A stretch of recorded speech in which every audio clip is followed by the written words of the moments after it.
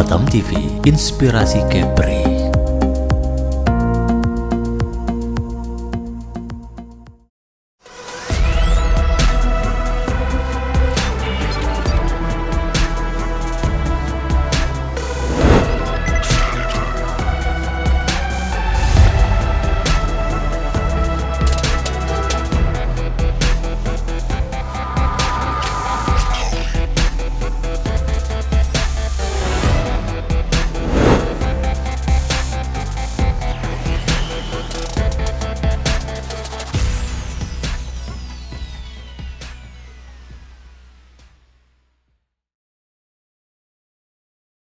Assalamualaikum warahmatullahi wabarakatuh. Salam sejahtera bagi kita semua.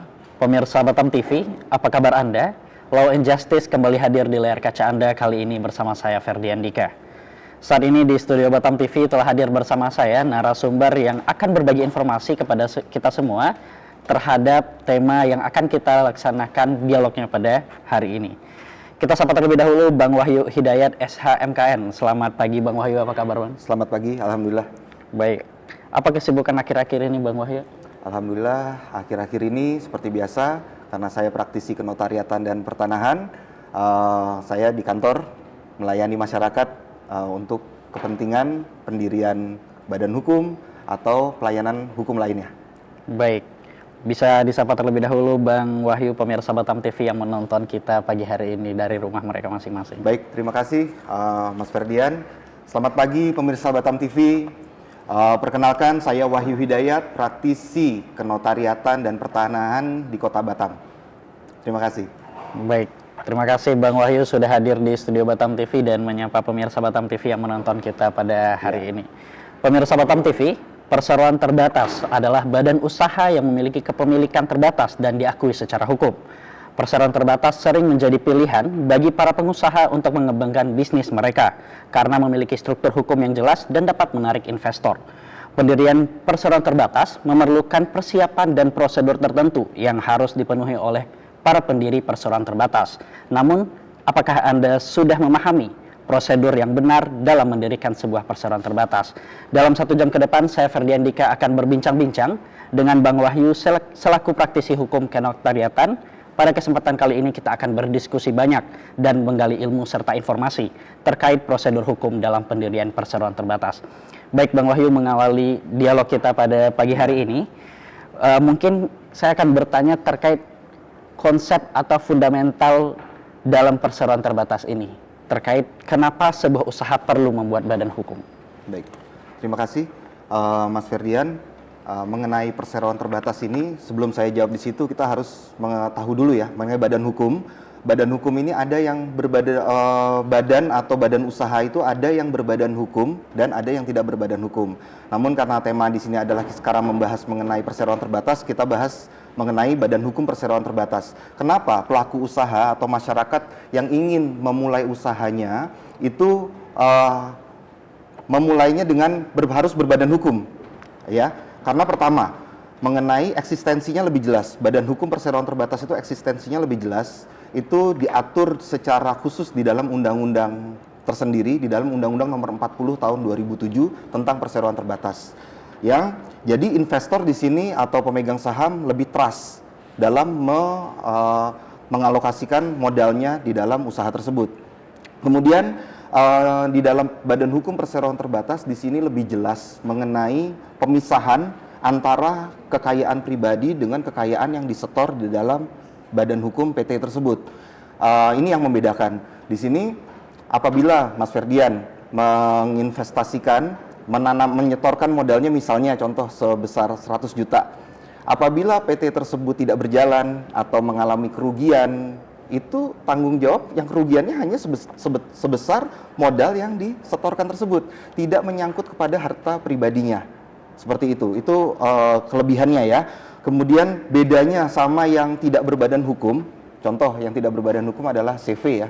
CV itu kalau misalnya CV mengalami kerugian atau ada utang kepada pihak lain yang harus dibayar oleh CV tersebut, itu juga tanggung renteng tersangkut kepada harta pribadinya juga.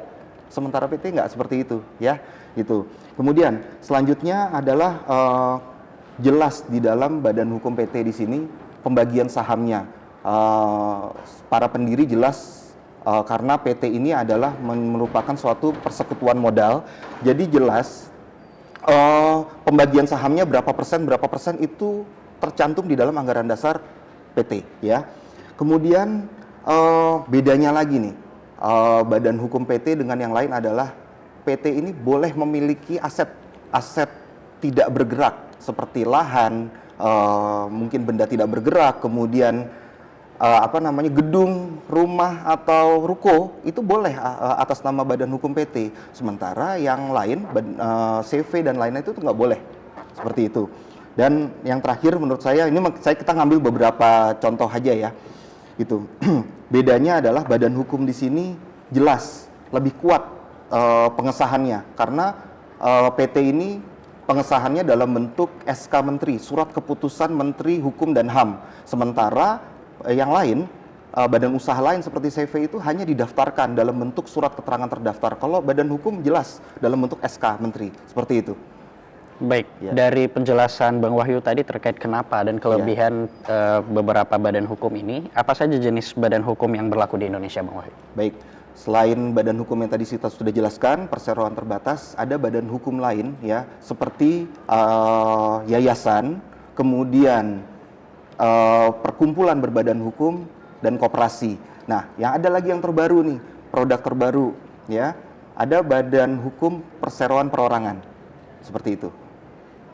Baik, ada beberapa jenis badan hukum yang berlaku di Indonesia ya Bang ya, seperti yayasan, perkumpulan badan hukum, dan ada yang terbaru perseroan perorangan. Baik, untuk melakukan atau mendirikan sebuah perusahaan atau perseroan terbatas ini, Bang Wahyu, bagaimana syarat-syarat pendirian badan hukum perseroan terbatas ini? Ya, oke. Bagi masyarakat ya, pemirsa Batam TV yang ingin memulai usahanya, mendirikan suatu perseroan terbatas, langkah yang pertama adalah langsung datang ke kantor notaris. Nah, di Batam ini ada hampir 130 notaris yang ada di Kota Batam. Itu Bapak Ibu pemirsa Batam TV bisa konsultasi langsung ke notaris tersebut ya, dengan menyampaikan beberapa dokumen dan menyampaikan informasi-informasi yang diperlukan. Yang pertama adalah menentukan dulu nama PT-nya apa. Ya, nama PT, nama perseroan terbatas ini ada ketentuannya juga, jadi nggak boleh asal-asalan, nggak boleh sembarangan kita dalam menentukan nama PT. Nama PT itu pertama harus minimal 3 kata, ya. Tapi kalau misalnya pemirsa Batam TV ada yang lihat, kok ada PT yang cuma 1 kata, kok ada yang cuma 2 kata, itu dulu. Nah, sistem sekarang ini harus minimal 3 kata. Nah, untuk PT yang 100% sahamnya itu dimiliki oleh warga negara Indonesia, itu wajib berbahasa Indonesia, ya, wajib berbahasa Indonesia. Kalau yang untuk pemegang sahamnya ada yang warga negara asing atau PT PMA, boleh berbahasa asing. Itu yang pertama mengenai untuk mendirikan suatu PT, ya, yang harus diperhatikan. Kemudian yang kedua adalah menyiapkan, melampirkan di sini kartu tanda penduduk, ya, kartu tanda penduduk dan NPWP, ya, NPWP pribadi para pendiri. Kemudian PT harus punya alamat lengkap PT tersebut, alamat lengkap, jalan apa, komplek apa, RT RW, kelurahan, kecamatan, itu harus jelas disampaikan kepada notaris. Kemudian, pelaku usaha yang mau memulai usahanya pasti udah punya pikiran terlebih dahulu, punya niat, saya pengen usaha ini, saya pengen punya usaha perdagangan, mau dagang apa, mau industri apa, konstruksi atau jasa, pasti udah punya niat dulu. Nah, itu harus disampaikan kepada notaris bidang usaha apa yang mau dijalankan. Nah, kebetulan sekarang kita mengacu kepada klasifikasi baku lapangan usaha atau KBLI yang terbaru adalah KBLI 2020. Para pelaku usaha bisa mengecek langsung di website oss.go.id. Itu website perizinan yang terbaru sekarang, ya. Itu melalui oss.go.id. Di situ ada list KBLI yang banyak yang bisa dicek satu persatu. Kemudian para pelaku usaha di sini menyampaikan besaran modal. Modalnya berapa, ya? modal usahanya berapa, modal dasar berapa, modal yang disetor berapa, itu tergantung dari kebutuhan masing-masing pelaku usaha. Kemudian seperti yang tadi saya jelaskan, di dalam perseroan terbatas ini jelas pembagian sahamnya. Nah, yang diambil dari modal yang disetor. Misalnya Mas Ferdian mendirikan sama partnernya nih, memasukkan 100 juta di sini, ya. 100 juta sebagai modal dasar. Nah, uang yang harus disetorkan minimal adalah 25% dari 100 juta tersebut, berarti 25 juta, ya. 25 juta tersebut itulah yang dibagi kepada para pemegang saham. Misalnya contoh 50%, berarti 12.500.000. Itu juga harus disampaikan, ya. Kemudian di dalam PT ada direksi, ada komisaris. Jadi disampaikan juga siapa yang menjadi direktur, siapa yang menjadi komisaris, ya. Direktur di sini adalah orang yang bertanggung jawab atas kepengurusan PT tersebut, ya. Kemudian untuk komisaris fungsinya di sini lebih kepada pengawasan. Kemudian ada lagi jangka waktu perseroan. Ada orang yang mau mendirikan usaha untuk jangka waktu tertentu, 75 tahun sajalah, seperti apa. Tapi ada juga yang lazimnya sekarang ini tidak terbatas, ya, jangka waktunya. Dan yang terakhir, melampirkan nomor telepon, nomor HP, apa bisa ada fixed line juga itu disampaikan, dan alamat email pendiri. Itu minimal yang harus disampaikan kepada notaris. Seperti itu. Oke, baik. Dari syarat-syarat pendirian Badan Hukum Perseroan Terbatas yang sudah Bang Wahyu sebutkan tadi, tadi saya sempat menangkap informasi terkait penamaan sebuah perseroan terbatas. Jika saham ini 100% dimiliki oleh orang Indonesia, maka namanya harus berbahasa Indonesia. Namun jika ada pembagian dengan warga asing, namanya boleh menggunakan bahasa asing. Di sini apakah ada perbedaan perlakuan hukum antara PT dengan kepemilikan saham 100% orang Indonesia dengan yang dibagi dengan warga asing? Yang membedakan adalah yang pertama, yang sudah jelas pasti ini ada saham asing, ya. Di dalam sini ada saham asing. Ada ketentuan yang mengatur mengenai maksimal modal yang dibolehkan untuk suatu bidang usaha, ya.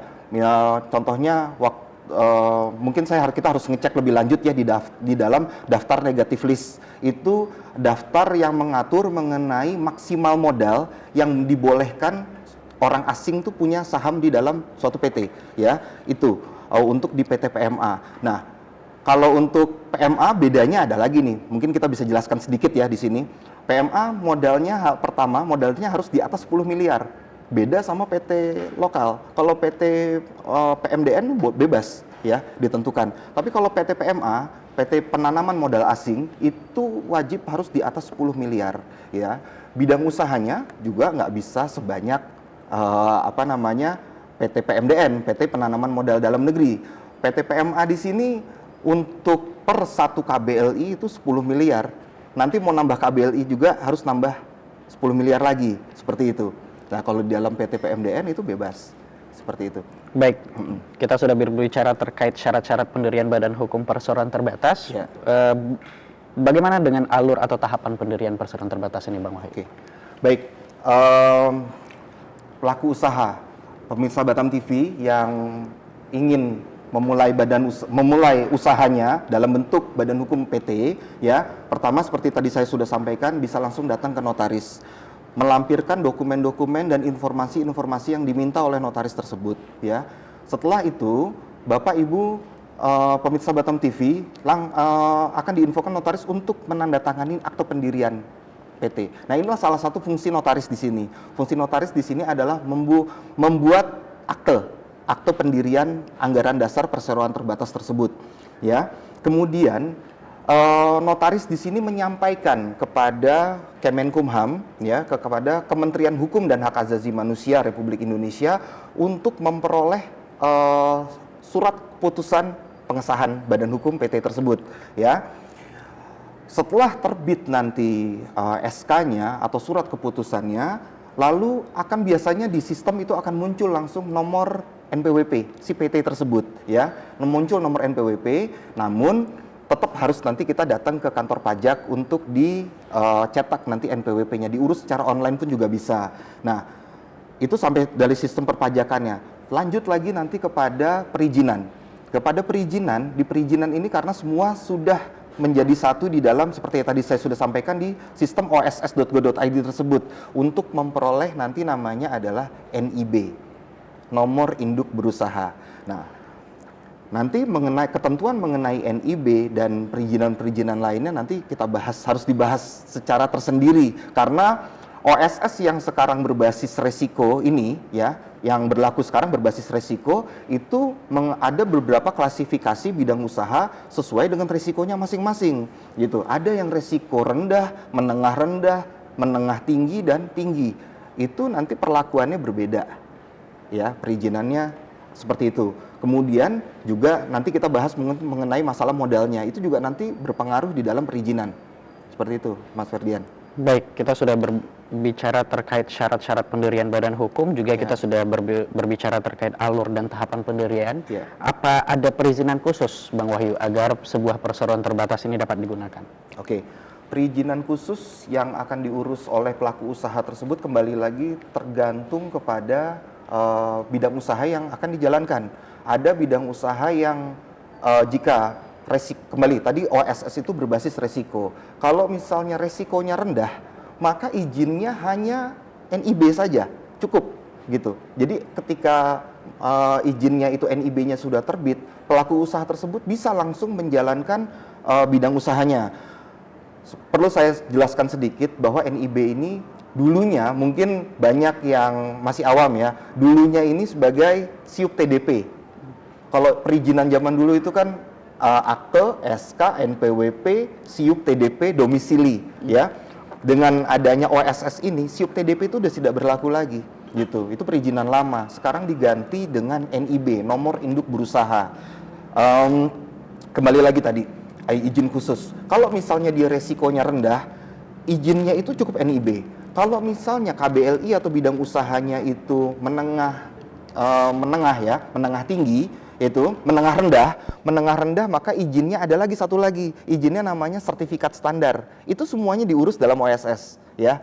Sertifikat standar yang tidak perlu diverifikasi gitu. Jadi bisa langsung dicetak langsung, masyarakat bisa langsung mencetak di situ. Kemudian kalau misalnya resikonya menengah tinggi, itu izinnya NIB, sertifikat standar tapi harus verifikasi. Kita tunggu verifikasi dari kementerian terkait, dari OSS-nya juga. Kalau misalnya risikonya tinggi, itu perlu izin usaha. Yang nantinya di dalam OSS akan diminta nanti pemenuhan komitmen. Sebagai contoh, kita ambil contoh satu lagi. Contoh misalnya pelaku usaha di sini menjalankan usaha yang beresiko tinggi karena menghasilkan limbah. Ya kan, itu kan pasti beresiko tinggi ya, limbah berbahaya. Otomatis dia harus mengurus dulu AMDAL-nya, UKL, UPL, tergantung skalanya seperti apa ya, kepada dinas terkait. Setelah itu keluar, barulah nanti itu data-data itu di-upload ke dalam sistem OSS dan keluarlah berlaku efektif itu izin usahanya. Seperti itu, Mas Ferdian. Baik pemirsa Batam TV, semakin menarik dialog kita pada pagi ini. Namun Anda jangan kemana-mana karena kita akan kembali usai jeda pariwara berikut.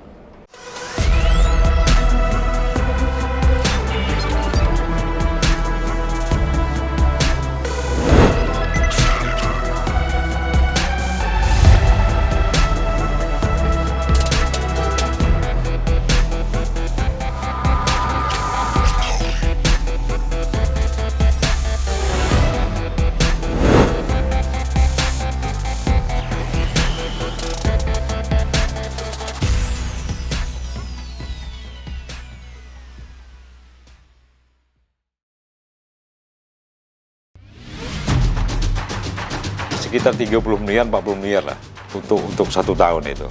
Ya, artinya masih 3 tahun lagi harus kami selesaikan. Pertama adalah peningkatan indeks pembangunan manusia. Kita masih mengacu kepada undang-undang lama, masih ada juga sebagai daerah penghasil, maka kita dapat persentase di sana.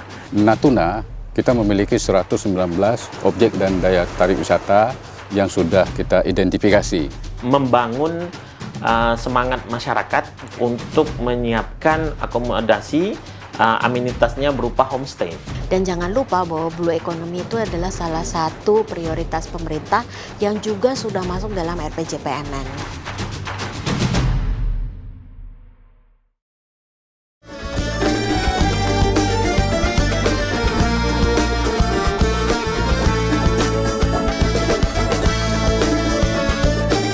Travelers, saksikan Exotis Kepri setiap hari pada pukul 3 sore, 8 malam, dan 9 malam waktu Indonesia bagian Barat di Batam TV.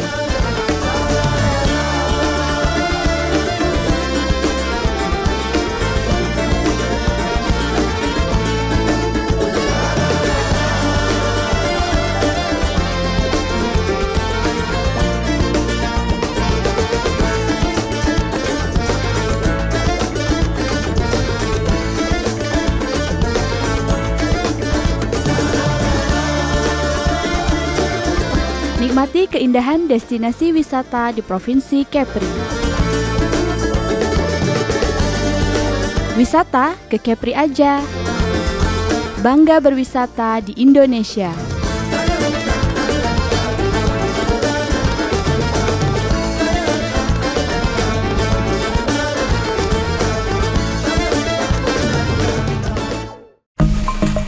Batam TV, inspirasi Kepri.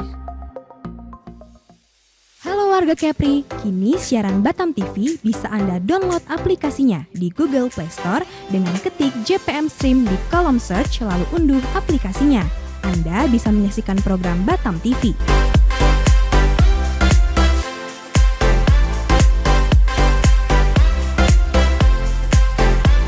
Jadi tunggu apa lagi? Semua informasi Kepri, kapan saja, di mana saja, ada di genggaman tangan Anda.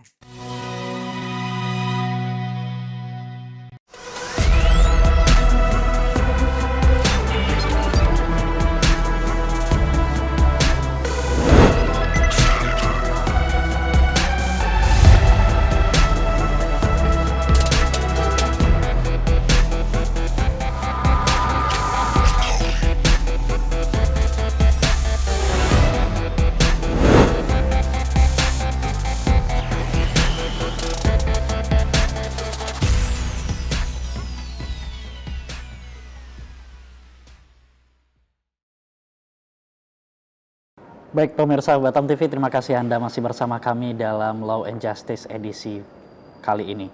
Baik Bang Wahyu, melanjuti obrolan kita tadi,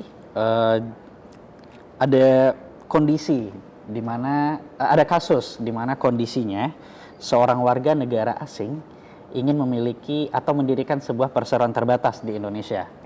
Namun segala resiko ataupun prosedur hukumnya diurus oleh orang Indonesia sendiri. Dalam perspektif hukum itu seperti apa, Bang? Oke, kita saya ceritakan aja yang lazimnya ada di masyarakat, ya. Biasanya orang asing ini mendirikan PMA di Indonesia, cuman karena satu dan lain hal dia pakai nama orang Indonesia, ya. Sahamnya dimiliki oleh atas nama orang Indonesia tersebut, juga dijadikan direktur atau komisaris di situ. Sementara orang asingnya di sini ada di belakang layar, ya kan? Tapi segala keuntungan dan sebagainya itu nanti disetorkan ke dia, gitu kan, ke orang asing tersebut, gitu. Nah, di sini ini yang harus diperhatikan bahwa itu namanya perjanjian nomine. Perjanjian nomine itu atas nama itu tidak boleh, atau itu sekarang sudah dilarang secara hukum di Indonesia, itu nggak boleh sama sekali, gitu kan. Nah, karena apa? Ini banyak merugikan sebetulnya, merugikan orang asing sendiri di sini kan, gitu. Karena dia secara hukum dia tidak terikat, sahamnya tetap adalah apa yang tercatat di dalam anggaran dasar PT tersebut, gitu. Banyak permasalahan hukum yang potensi hukum yang akan muncul di PT yang seperti itu, gitu kan. Nah, di sini fungsi notaris juga sekarang penting. Pemerintah sekarang lagi menggiatkan mengenai BO. Apa itu BO? Ya, beneficiary owner, pemilik manfaat. Jadi peran notaris di sini adalah mengecek betul, ya, ketika pendirian perseroan tersebut, siapa sebetulnya pemilik saham sebenarnya dari PT tersebut, dari pemegang saham, gitu kan. Kalau ternyata kita ada indikasi nih, ada indikasi ternyata ini sahamnya adalah saham di belakang layar, ada saham orang asing, itu wajib kita laporkan siapa sebenarnya penerima manfaat tersebut. Seperti itu, Mas Ferdian. Baik, Bang Wahyu. Ya. Untuk menghindari perjanjian nomine tadi, ataupun kita harus memastikan terkait beneficiary owner dan hal yang mungkin sangat penting dalam perseroan terbatas ini. Kira-kira apa saja yang harus termuat dalam akte pendirian perseroan terbatas ini, Bang Wahyu? Baik. Di dalam akte pendirian PT ya, ini memang khusus untuk PT memang wajib dibuat dalam akte notaris anggaran dasarnya. Apa aja sih yang apa aja yang termuat di dalam anggaran dasar PT atau akte perseroan terbatas tersebut? Yang pertama adalah minimal memuat nama perseroan tersebut. Tadi sudah kita bahas syarat-syaratnya ya, ketentuannya, nama PT-nya itu apa, kemudian maksud dan tujuan atau kegiatan usahanya itu apa, itu tercantum di situ. Kemudian jangka waktu PT-nya, besaran jumlah modal dasar, modal disetor, itu juga harus ada di anggaran dasar, alamat lengkap perseroan, dan juga memuat di sini nama-nama para pemegang saham dan direksi komisaris perseroan tersebut.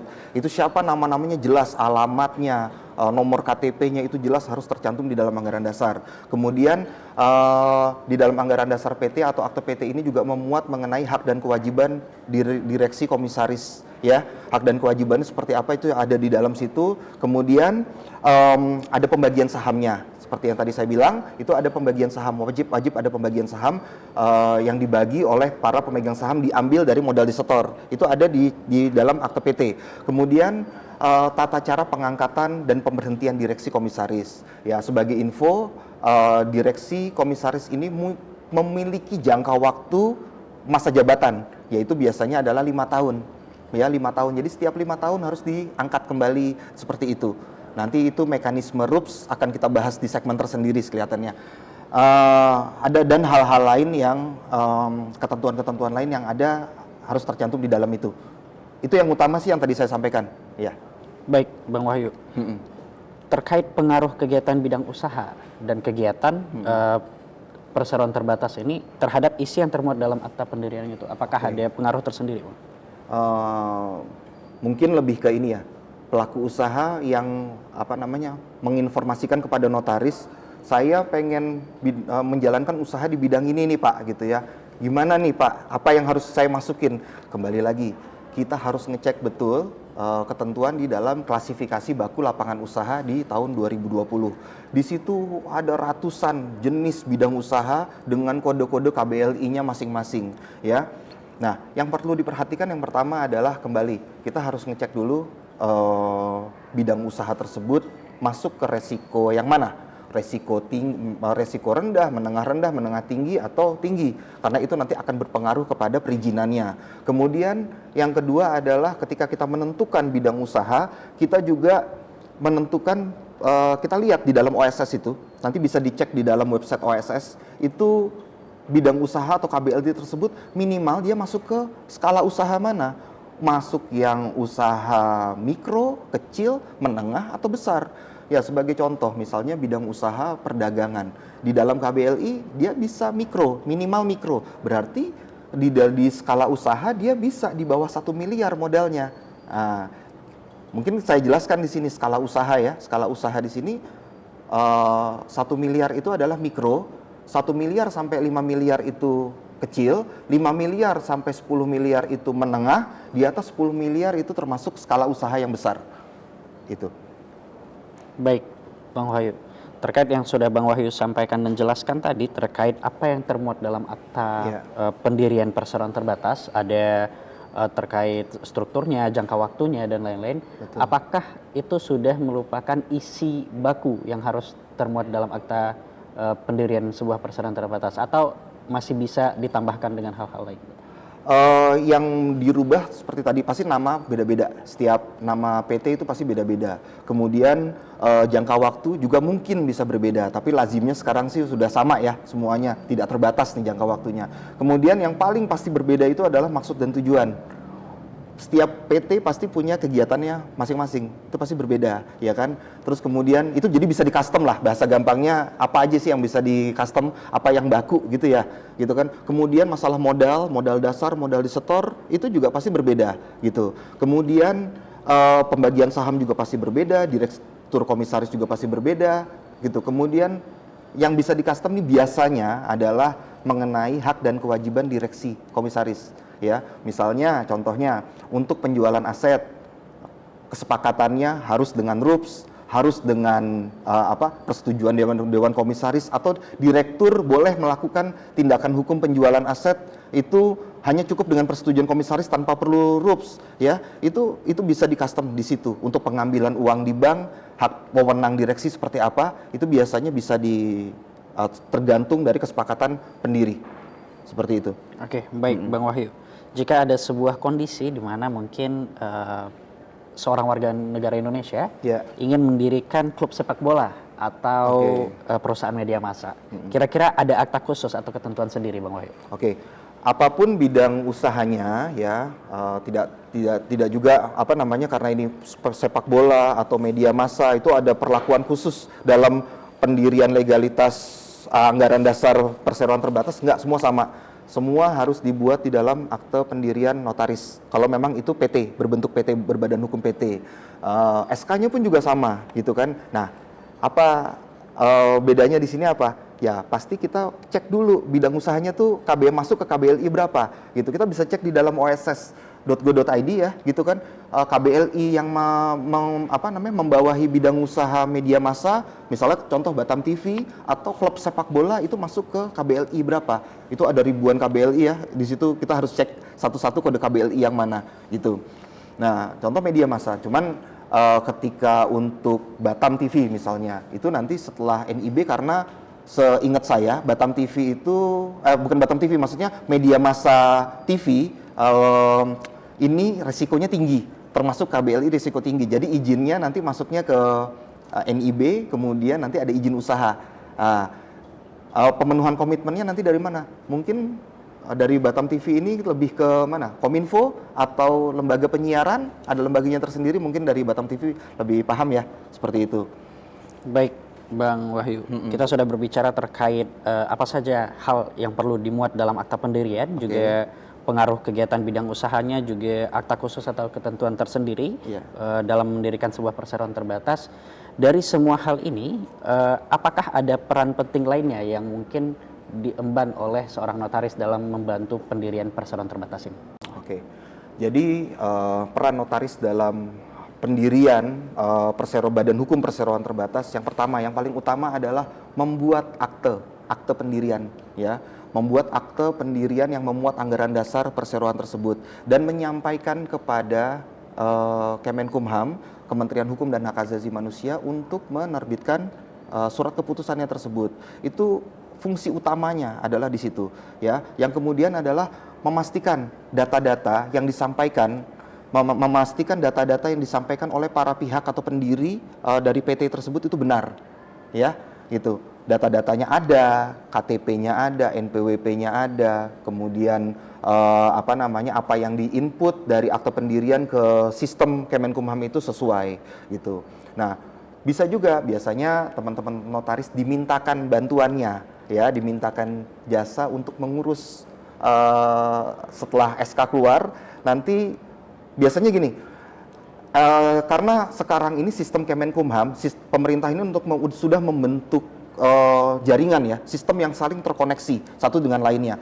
Kemenkumham, pajak, BPJS, kemudian OSS itu sudah saling terintegrasi, gitu. Nah, jadi ketika SK keluar, SK terbit, itu NPWP itu langsung muncul, nomor NPWP. Kalau dulu kan kita harus ngurus dulu ke kantor pajak nih nomor NPWP-nya. Sekarang kalau misalnya laporan pajaknya si pendiri itu, ya, selalu dilaporkan, itu biasanya langsung muncul tuh nomor NPWP, gitu. Nah, setelah itu baru nanti kita notaris biasa dimintakan juga bantuannya untuk membantu perizinan penerbitan NIB di OSS tersebut. Itu, Mas Ferdian. Baik, Bang Wahyu, kita sudah berbicara cukup banyak terkait akte pendirian perseroan terbatas, juga peran seorang notaris dalam membantu pendirian perseroan terbatas ini. Namun ini sebuah kelaziman di mana sebuah bisnis ataupun perseroan itu nantinya akan berkembang dan mungkin akan terjadi perubahan kepemilikan perseroan terbatas. Nah, bagaimana prosedur dalam melakukan perubahan data ataupun kepemilikan dari perseroan terbatas ini, Bang Wahid? Baik, mengenai perubahan di dalam perseroan terbatas mungkin harus dibahas secara khusus di segmen tersendiri karena itu lebih luas lagi nantinya. Tapi saya akan jelaskan mungkin secara umum dulu. Garis besarnya seperti ini. Jadi ketika akte PT udah berjalan, PT tersebut sudah berjalan lah sebagaimana mestinya. Usahanya sudah berjalan. Di tengah jalan, direktur atau komisaris ini pengen merubah susunan kepengurusan karena satu dan lain hal. Misalnya menerima investor baru, ya. Terus kemudian si pemegang saham yang satu pengen keluar, ya. Terus kemudian atau hal-hal lain lah yang menyebabkan komposisi atau susunan pemegang saham itu jadi berubah. Nah, di situ tetap harus dengan peran notaris di sini cukup penting. Karena apa? Karena setiap perubahan yang ada di dalam PT, ya, perubahan-perubahan tertentu itu harus dibuat di dalam rapat umum pemegang saham. Nanti teknisnya bisa itu dengan rapat dulu tersendiri, PT-nya rapat dulu dibuat di dalam notulen rapat, dibawa ke notaris untuk dibuat pernyataan putusan rapat dan sebagainya, atau rapat di depan notaris itu juga bisa. Setiap perubahan PT harus peran notaris itu penting di situ. Baik, Bang Wahyu. Ya. Pemirsa Batam TV, semakin menarik dialog kita pada pagi hari ini. Namun Anda jangan kemana-mana karena kita akan kembali usai jeda pariwara berikut.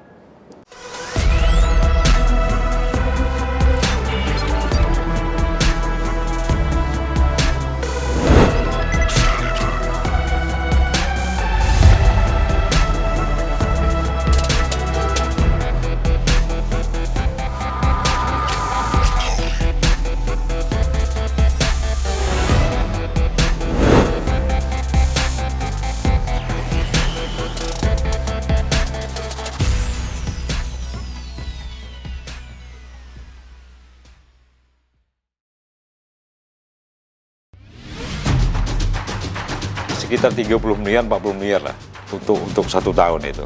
Ya, artinya masih 3 tahun lagi harus kami selesaikan. Pertama adalah peningkatan indeks pembangunan manusia. Kita masih mengacu kepada undang-undang lama, masih ada juga sebagai daerah penghasil, maka kita dapat prosentasi di sana. Natuna, kita memiliki 119 objek dan daya tarik wisata yang sudah kita identifikasi. Membangun semangat masyarakat untuk menyiapkan akomodasi amenitasnya berupa homestay. Dan jangan lupa bahwa blue economy itu adalah salah satu prioritas pemerintah yang juga sudah masuk dalam RPJPMN.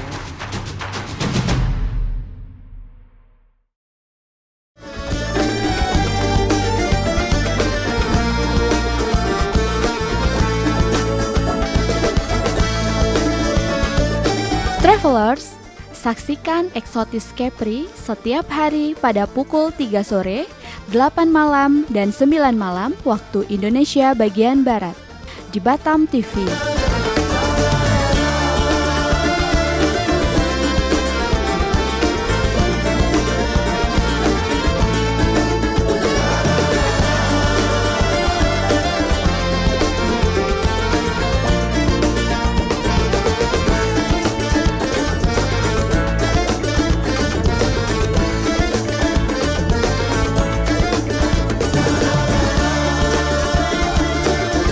Nikmati keindahan destinasi wisata di Provinsi Kepri.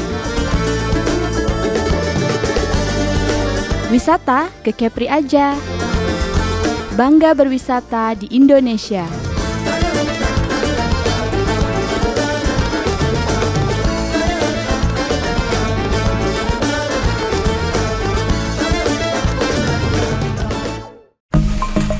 Batam TV, inspirasi Kepri.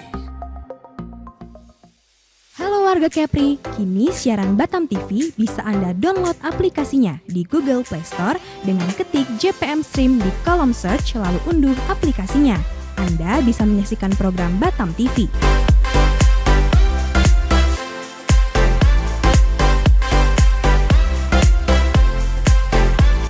Jadi tunggu apa lagi? Semua informasi Kepri, kapan saja, di mana saja, ada di genggaman tangan Anda.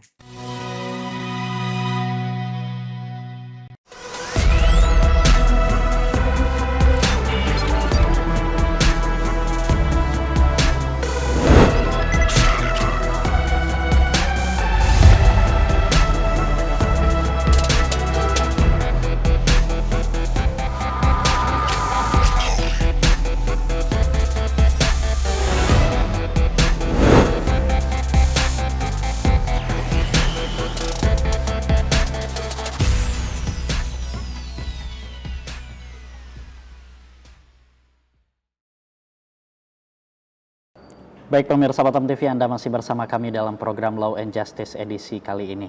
Baik Bang Wahyu, melanjutkan obrolan kita tadi. Kali ini mungkin kita akan lebih berbicara terkait modal-modal dari perseroan terbatas ini, Bang Wahyu.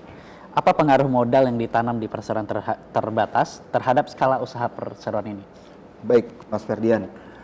Mengenai modal ini sesuatu yang menarik nih. Karena apa? Ini biasanya ini hal pertimbangan utama nih, masyarakat ini modal dulu, butuh modal berapa nih gitu kan ya untuk jalanin usaha ini gitu kan. Saya udah ketika sudah menentukan bidang usahanya A, KBLI-nya A, terus butuh modal berapa ya untuk memulai usaha, sewa tempat, ini itu ya kan, mau beli barang produksi dan sebagainya gitu. Bagaimana cara menentukan modalnya untuk mendirikan suatu perseroan terbatas? Nah, ini kita bahas mengenai peraturannya dulu. Di Undang-Undang PT, minimal modal perseroan terbatas itu adalah 50 juta.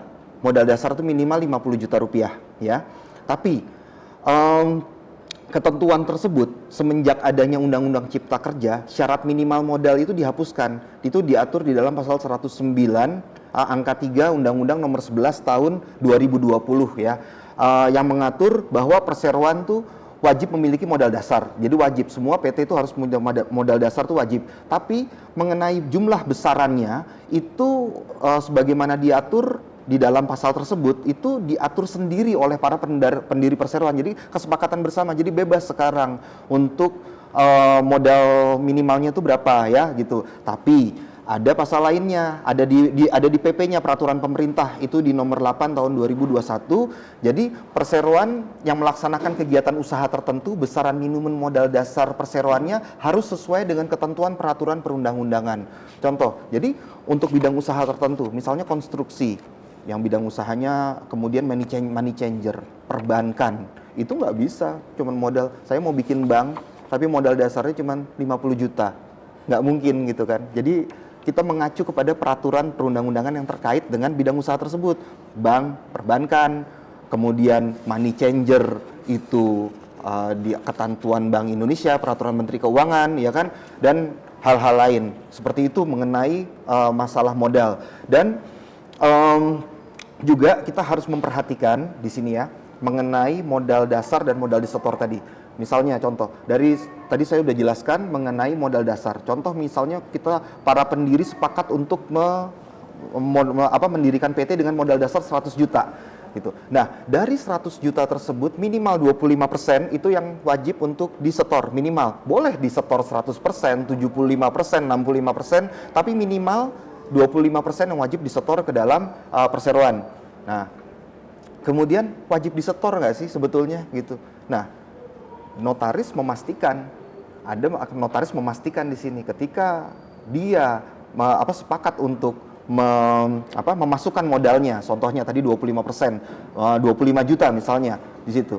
Notaris memastikan dengan surat pernyataan bahwa yang bersangkutan akan menyetorkan ke dalam rekening perseroan dalam paling lambat 2 bulan setelah SK menterinya ini terbit. Gitu kan. Nah, apabila nanti ternyata para pihak nggak menyetor juga karena mungkin satu dan lain hal, belum ada dananya dan apa, itu menjadi tanggung jawab pemegang saham itu sendiri, gitu kan. Nah, oke. Terus kemudian selanjutnya adalah ini diatur di dalam pasal 35 PP nomor 7 tahun 2021. Ini ada skala usaha. Tadi juga sempat saya jelaskan mengenai skala usaha di sini masuk ke mikro, kecil, menengah atau besar, ya. Mungkin saya ulangi. Untuk skala mikro itu maksimal modal adalah 1 miliar, ya. Mungkin pemirsa Batam TV bisa mencatat ini ya di rumah masing-masing. Maksimal 1 miliar itu adalah mikro. 1 miliar sampai 5 miliar itu skala kecil. 5 miliar sampai 10 miliar itu skala menengah. Di atas 10 miliar itu skala besar. Itu. Nah, dalam menentukan modal silahkan disesuaikan dengan ketentuan dan kebutuhan masing-masing dari pelaku usaha. Baik. Kita udah berbicara terkait modal yang ditanam dan juga modal yang harus disetor, Bang Wahyu. Mungkin ada kabar yang perlu dijelaskan kebenarannya, Bang Wahyu, terkait saat ini katanya tidak terlalu mudah mendirikan sebuah perseroan terbatas karena para pemegang sahamnya harus dicek terlebih dahulu kepatuhan pajaknya dan keberadaannya di perusahaan perseroan terbatas lainnya. Kira-kira siapa yang melakukan pengecekan ini dan apa pengaruhnya terhadap perseroan yang akan didirikan? Oke, mengenai perpajakan ya.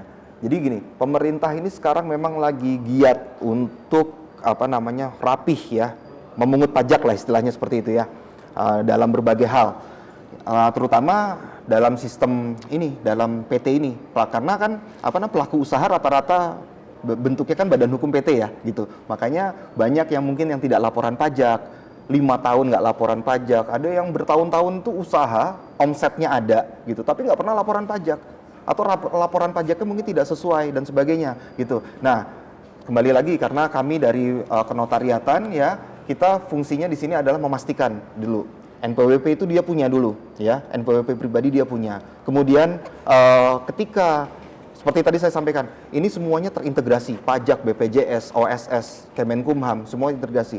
Ketika kita masukkan nomor NPWP itu di dalam sistem Kemenahu ya, sistem Kemenkumham, ternyata yang bersangkutan itu tidak valid pajaknya. Nah, yang bersangkutan pelaku usaha ini harus mungkin punya konsultan pajak, mungkin bisa langsung konsultasi datang ke Dirjen Pajak atau KPP Pratama setempat mungkin di Batam ya gitu. Itu mereka rapihin dulu pajaknya baru bisa memulai usaha gitu. Karena kenapa hal ini mungkin kesannya gini, wah pemerintah mempersulit katanya memulai usaha di Indonesia tuh, kemudahan berusaha di Indonesia itu mudah gitu. Tapi kok pajaknya tuh baru awal aja mau bikin PT susah, harus laporan dulu. Karena apa? Pemerintah di sini pasti punya pertimbangan. Mungkin menurut statistik pemerintah gitu, dikasih kemudahan dulu, tapi banyak banget yang nggak lapor pajak. Itu kan merugikan negara gitu ya. Jadi dalam kesempatan kali ini saya juga berpesan kepada masyarakat di sini, ayolah kita taat pajak seperti itu. Baik, Bang Wahyu, berarti secara sederhana kita bisa katakan bahwa notaris tidak mengurus terkait perpajakan sebuah pendirian perseroan terbatas ya Bang? Ya, kembali lagi wewenang notaris adalah membuat akte. Ya, membuat akte notaris, seperti itu Mas. Baik, Bang Wahyu. Ini pertanyaan terakhir di segmen kita kali ini, Bang Wahyu. Mungkin bisa disampaikan pesan dan saran kepada pemirsa Batam TV yang mungkin ingin mendirikan sebuah perseroan terbatas dan badan hukum lainnya. Baik, pemirsa Batam TV, mungkin ini adalah sebagai closing statement saya ya, bagi pelaku usaha atau masyarakat yang ingin memulai usahanya dalam bentuk PT atau badan hukum lain, atau bukan badan hukum atau lainnya, yayasan, perkumpulan dan lain-lain. Saran saya adalah datang langsung ke notaris di Batam ya, notaris terdekat yang Anda kenal, notaris kesayangan Anda gitu. Karena kenapa? Karena informasi-informasi yang disampaikan oleh notaris insya Allah itu trust, terpercaya. Jadi masyarakat di sini terhindar dari oknum-oknum yang tidak bertanggung jawab ya. Sebagai contoh mengenai biaya-biaya ya. Mungkin kalau tidak datang ke notaris ada disinformasi, ada informasi-informasi mengenai biaya yang di luar dari standarnya berapa gitu. Nah, dengan datang ke notaris, karena kami notaris juga melayani masyarakat dan punya standarisasi, kami punya profesionalisme, kami terdaftar, kami diangkat oleh Menteri Hukum dan Hak Asasi Manusia ya sebagai pejabat umum untuk melayani masyarakat. Terima kasih pemirsa Batam TV.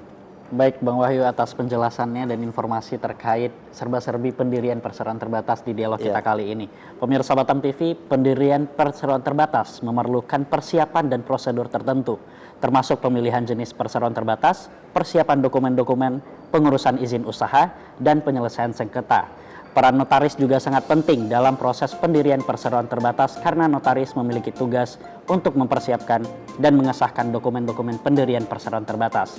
Selain itu, dalam pengelolaan perseroan terbatas, terdapat tanggung jawab dan kewajiban yang harus dipenuhi oleh para pendiri dan pengurus perseroan terbatas, serta kewajiban perpajakan yang harus dipenuhi oleh perseroan terbatas ini. Sampai di sini Law and Justice edisi kita kali ini. Saya Ferdian Dika dan segenap kerabat kerja yang bertugas mohon pamit undur diri. Assalamualaikum warahmatullahi wabarakatuh. Waalaikumsalam warahmatullahi wabarakatuh.